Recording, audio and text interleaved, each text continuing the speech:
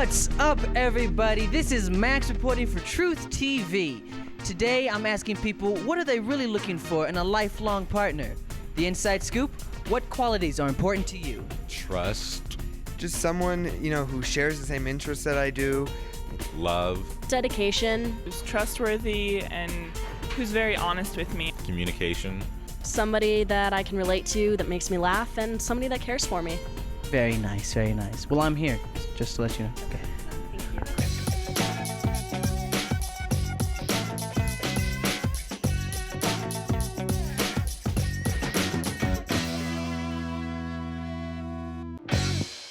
Everyone wants to be in a healthy relationship. It feels good when you are with someone who you trust and respect. It feels even better when that trust and respect is returned. But creating a healthy, balanced relationship takes time. In this video, I'm going to show you how taking a slow approach to love creates a relationship that's fun, respectful, and honest.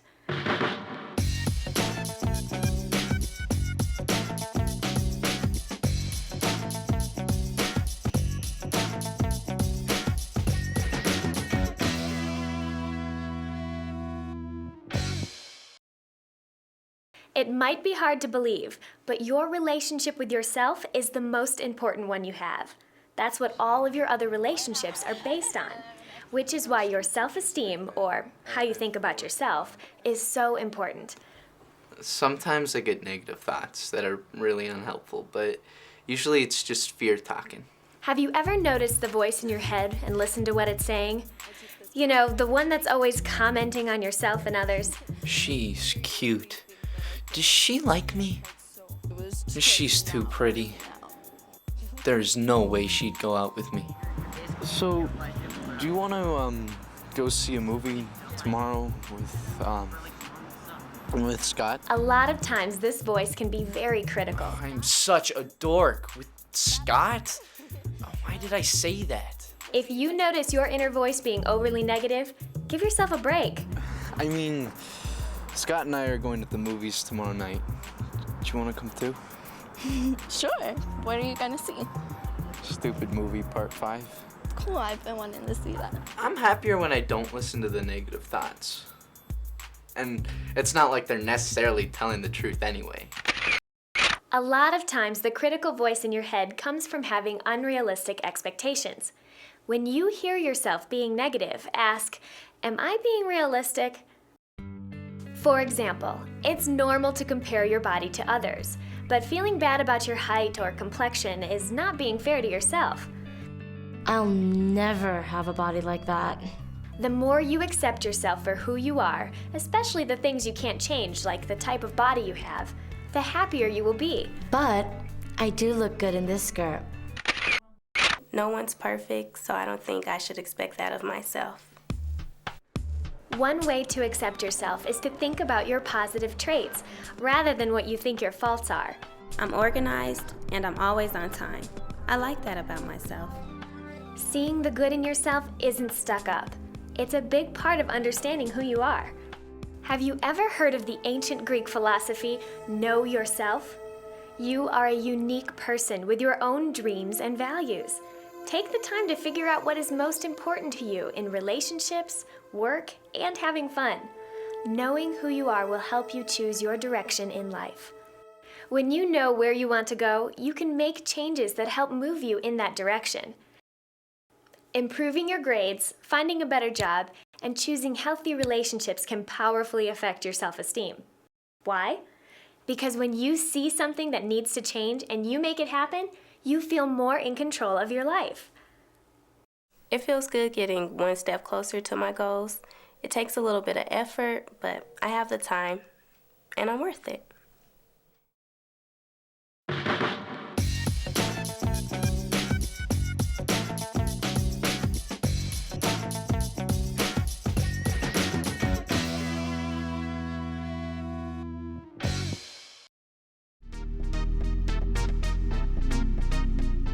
Today I'm going to find out, how long do your relationships usually last? Well, I mean, it depends. Around 3 to 8 months. Few months, maybe. 11 months. I've had one serious boyfriend that lasted about 6 months. It takes a few relationships to learn about love. In fact, most people go through 6 or 7 serious relationships before finally settling down. While healthy, long-term relationships don't happen overnight, they do follow a pattern. The cycle of love starts with the attraction stage, moves on to the connection stage, and then evolves into the trust stage. Let's see what these different stages of love look like, starting with the attraction stage. Mila has been going out with Ricky for a couple of weeks. Both of them are literally high on body chemistry. These chemicals have put them into a state of bliss, which can last for 3 to 6 months or even longer. I feel like I'm floating on air. All I can think about is him. Just looking at her face and body makes me crazy. But even though the attraction is real, Mila isn't going to have sex with Ricky. If this brand new relationship doesn't work out, they can always break up. But if she gets pregnant, they are connected for life. So take things slow and easy. Spend time together having fun. Go out to the movies, a street festival, or just meet somewhere to talk. It's a good way to get to know each other without getting too involved right away. Talk about the stuff that matters, like what your dreams are, what you believe in, and how you feel about work, school, and your future. Having things in common is a good sign at the beginning of a relationship, but it's smart to be a little cautious. I don't want to tell all my secrets yet, because last time, I got burned. As you get to know each other better, decide if you are still interested in pursuing the relationship. There's a game coming up this weekend. I was trying to see if you wanted to go with me. If not, you should break it off quickly and respectfully. The sooner the break, the less painful for everyone. Even though it's not always easy, a quick, clean breakup is better for everyone in the long run. Here's how to do it with respect. For starters, break up as soon as you realize the relationship isn't working. That way there will be less anger and resentment. Even though it may be uncomfortable, break up in person. Be direct and keep it short and sweet. For example, you could say that you've thought a lot about it and the relationship just isn't right for you. After the breakup, keep your ex-partner's secrets to yourself and don't spread rumors. Leave the situation immediately if your partner becomes verbally or physically abusive. If you have any reason to think that it might be unsafe for you to break up in person, do it over the phone or by email instead of in person. After you have been in the attraction stage for a few months, you will move into the connection stage. This is when your friendship deepens and you really get to know each other. This is also when you find out that the other person isn't perfect. After 6 months, me and Danielle are getting along great. She's smart, she's funny, and she gets along with my family great and my friends. I was nervous when he met my family, but everything went okay. They really like him. Joshua has been going out with Danielle for 6 months. They are slowly becoming more connected. They have met and like most of each other's family and friends. You can learn a lot about someone when you see how they interact with their family members.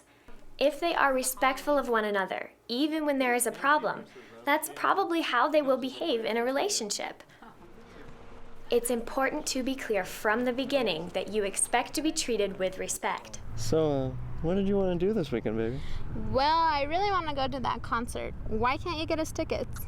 I can't afford to do expensive things all the time. Is there pressure to spend money, have sex, or do drugs when you don't want to? Conflict is normal, but you should never be forced into doing something you don't feel right about. Maybe we can do something else this weekend then.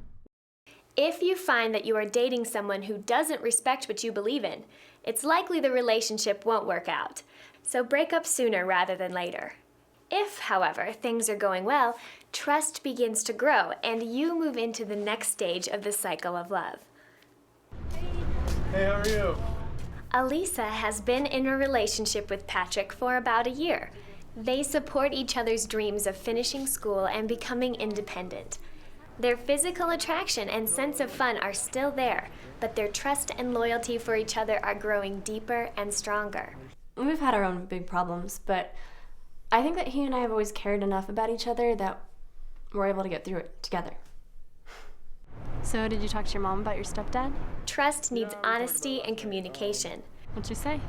Well, I guess they got in a pretty big fight. When you are honest with your partner, the two of you become even closer. I told her a couple things about my past, but she didn't freak out. She actually understood. On the other hand, lies and deceit will damage any trust that has been earned and can eventually ruin a relationship. Well, I can count on him.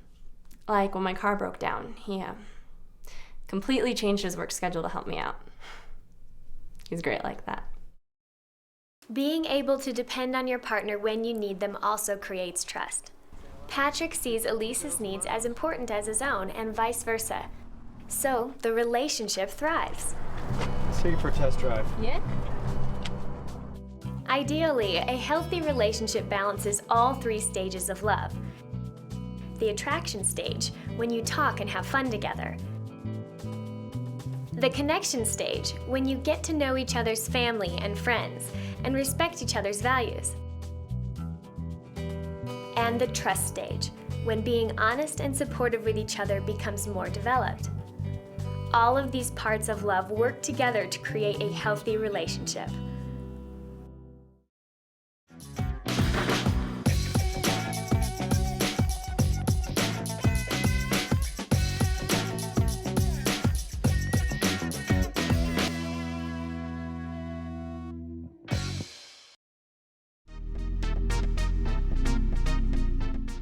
This is Max from Truth TV asking when and why do you fight? Something I didn't do, or like I didn't call you last night. Like if you forgot to call me last night. You know, I hang out with some of my other girlfriends. It's usually over jealousy. When we go to a big party or something, that's usually when the arguments start. Every couple gets into arguments. It's a natural part of two people being together. But how you fight can make all the difference. As strange as it may sound, fighting fairly actually builds respect, but being mean or violent breaks trust. The first step to fighting fairly is to know how to get your emotions under control before any damage is done. What? Take a time out when you see the red flags of an escalating situation. Loud, angry voices, a rising heartbeat, feeling as though you want to hit or throw something, or feeling as though you want to cry or run away. When Fred sees that he's getting angry, he leaves the situation before he loses control, telling Annie when he'll be back. She lets him go so he can take the time he needs to think and calm down. Chasing someone can make things worse. Other ways to cool down when your emotions are running high are to take deep, full breaths, exercise or take a walk, write in a journal, pray or meditate, or talk to a friend. When you are both calm and ready to talk through the problem, ideally within 24 hours, use these talking tips to get to the heart of the issue. So how was your day? First, good timing is everything. So find a chunk of calm, relaxed time. I want to talk to you about something. What's up? When you talk about what's bothering you, keep it short and sweet. I don't like the way you talk to Joey all the time. I feel invisible when he's around. Speak for yourself, saying how you feel. This avoids the blame game, which can turn into another argument. If you are the one listening, do so respectfully, trying to not interrupt or disagree. After hearing what someone has to say, sum it up without being critical or sarcastic, just to make sure you understand.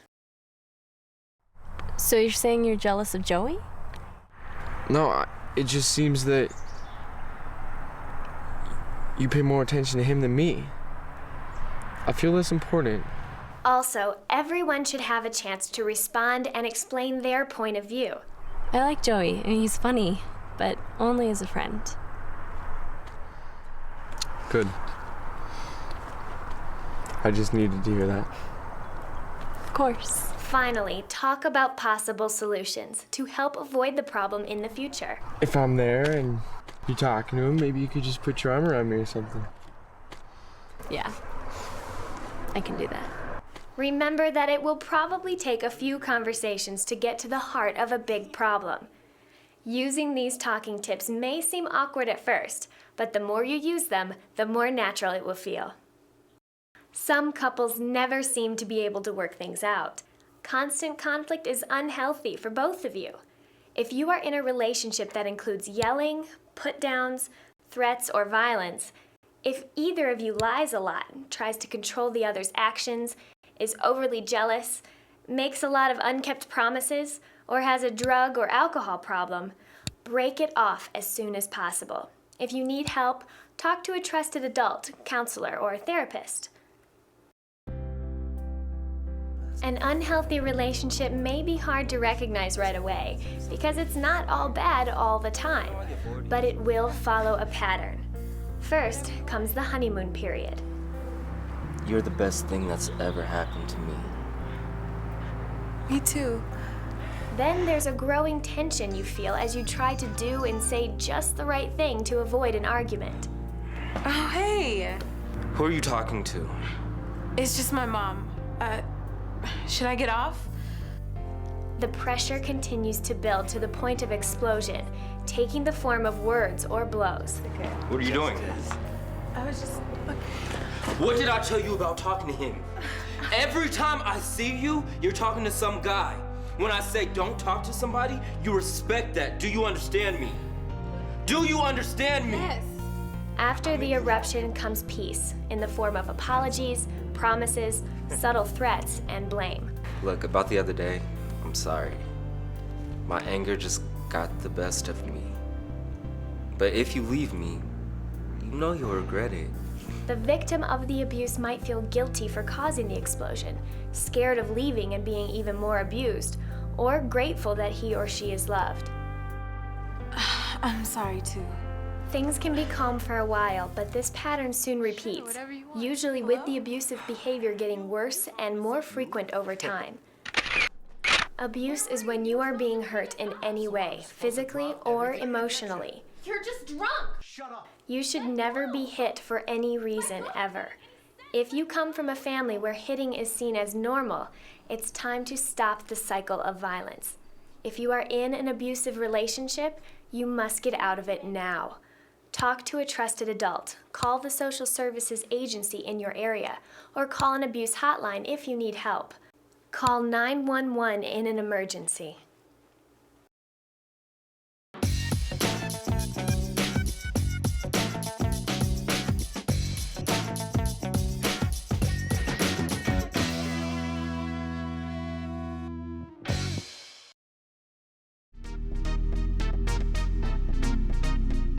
We want to know why people would do that thing called marriage.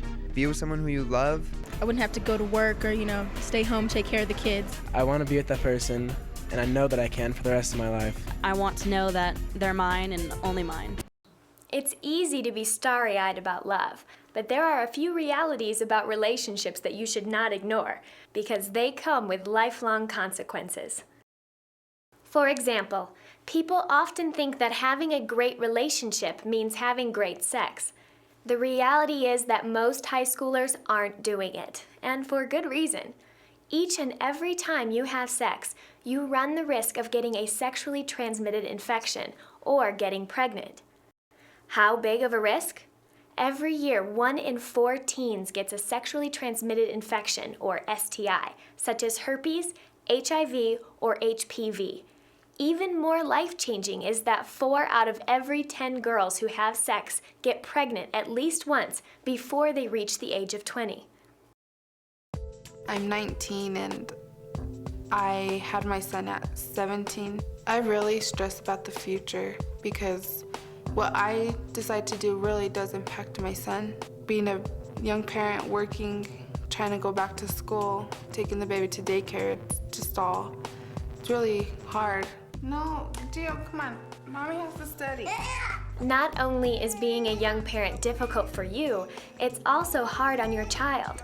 While some teen parents meet the challenge of raising children successfully, studies show that children of teen parents are more likely to have health and behavior problems, not do as well in school, and live in poverty. The only 100% proven effective way to not get pregnant is to abstain from sex, which means not having it. I don't want to get pregnant. Most definitely, I don't want to get pregnant. Not at least until I'm ready to have a family. So for me, that means no sex. If you make the decision to abstain from sex, you need a strategy. Let your partner know at the beginning of the relationship, before you get serious.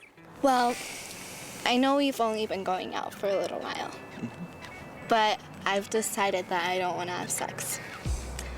I don't want to get pregnant. If your partner doesn't support your decision, you know the relationship wasn't meant to be. If they agree, you know you have found someone who respects you, your future, and your values. I think that's really smart. I can respect that. Cool. Can't believe it's been 6 months already. I know, it's been really great. Yeah. If you are ever in a situation where you don't want to have sex but are being pressured, you need to be very clear. Be direct and use strong words. My parents aren't going to be home for a few hours, so let's have sex. No, I told you, I don't want to have sex. Reverse the situation. Ask them why they are pressuring you. I'm ready. Well, I'm not ready. Why are you pushing me? Don't you respect how I feel? Don't use excuses. For instance, the excuse, "Not tonight, I have to study for a test," sets you up for the same problem next time. Why don't you want to do it? Don't you love me? Because I don't want to get pregnant. You're not going to get pregnant. I promise. Oh, you promise. If they still aren't getting it, take control by changing the subject or activity, refusing to talk more about it. And if that doesn't work, walk away. I'm going home. I'll talk to you tomorrow. Don't worry about hurting someone's feelings. Standing up for yourself is important. While we're on the subject, you should be aware of something called date or acquaintance rape. That's when someone you know or are dating has sex with you against your will. Being sexually assaulted isn't rare. It happens to about 1 in 3 girls and women in their lifetime. It can happen to guys, too. Date rape is not a sign of love. It is aggressive and wrong. To avoid getting into a situation where date rape could happen, go out in public places or with people in groups until you really trust the person. Don't drink or do drugs because most date rapes occur when one or both people are under the influence. At a party, watch your preferably non-alcoholic drink being poured, and don't put it down.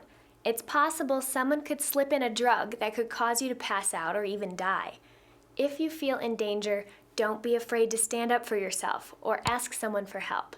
Finally, a self-defense class can show you how to be mentally and physically assertive and get out of a dangerous situation.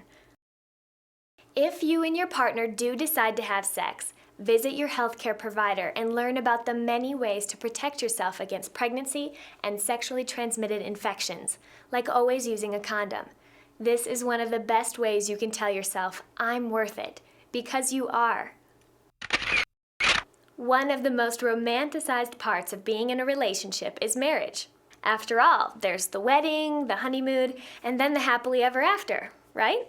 Well, first you need to find the right person. This is amazing.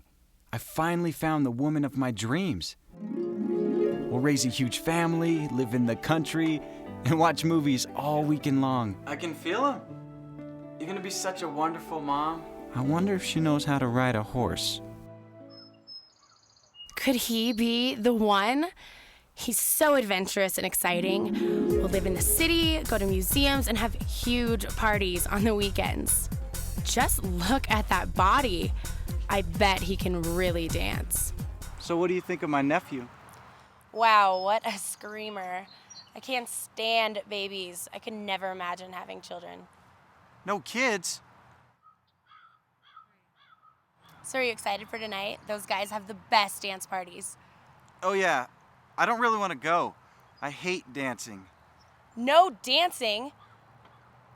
Even if you do find the right person, the reality is that most teens who marry get divorced pretty quickly. In fact, studies show that you are more likely to get divorced if you get married before the age of 25, have a baby within 7 months of marriage, or get married and don't finish high school. So before you tie the knot, wait until you have an education and are earning decent money. That way, you'll have a better chance of staying together. So how's that book? It's looking pretty good. Once you do find someone you think might be Mr. or Ms. Right, Take the time to do some relationship work. You know, it's just a couple of list things that, you know, people agree on and disagree on in relationships. Get a book on relationships from the library, or take a course from a community or faith center. This will help you answer important questions such as, do you agree on who will work and who will go to school? Or when to have children and where to live? It is worth your while to wait until you find the right person at the right time in your life. Studies show that if you are in a healthy marriage that lasts, you are more likely to be happier because you know someone cares for you, be healthier, live longer, have a better sex life, make and save more money, and are less likely to experience domestic violence. Anytime with each other. The benefits of being realistic about relationships, sex, and marriage could last generations. When it comes to being in a relationship, remember that you deserve the healthiest one possible. So keep the main points of this video in mind. Get to know and accept yourself for who you are. Move slowly into relationships to build connection and trust. Break up respectfully. Take a time out when your emotions are escalating. Use the talking tips to get to the heart of a problem. Walk away from abuse. Remember that abstinence is the only 100% sure way to not get pregnant. Don't have unprotected sex. And answer the big life questions about children, school, and work before getting married to ensure the healthiest marriage possible. As you continue to grow and change, you will find that a balanced, respectful relationship is more fun to be in and healthier for both of you. Good luck. Thank you for watching Healthy Relationships. If you would like to learn about employment, education, and moving forward financially, watch Volume 2 for teens, Building Your Future.